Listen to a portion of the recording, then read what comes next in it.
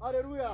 Saka ndiri kuperetera chete umambo hwaroizwi riri kuti ndandikudzoserei kutsika dzenyu, iyemi dzamaiziya amai ndiamai, baba ndibaba, mogara mutsika neunhu, musatore zvakaya nevatena. Ndo zvakupesanisa iyemi neumambo ngauchipereterwa nemukomana angaitaura umambo hwendoro. Varuvamore.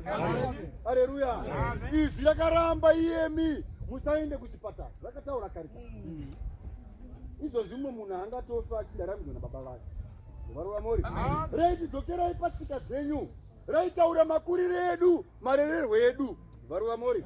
Ndiro izvi raiperetera richitaura kuti iyemi zvimwe zvenyu zvamakuita iyemi akakuudza iyemi kuti munopakura sadza muchiisa parutivi muriwo, sadza parutivi, mopa vana vese vari vashanu mumba menyu, mopa baba zvakare parutivi neparutivi, muri kureva kuti tiri venhamo.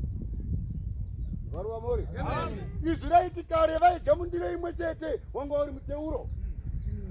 Ndosaka vana vakakura kare vava vasingapandukirani, vaidya mundiro imwe chete uri semunamata.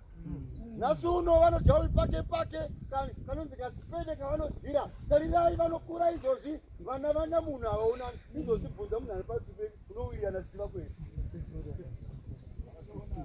Gedzorerai zvinoera mugoera era, gedzorerai zvinoera mugoera era, gedzorerai zvinoera mugoera era, gedzorerai zvinoera mugoera era, gedzorerai zvinoera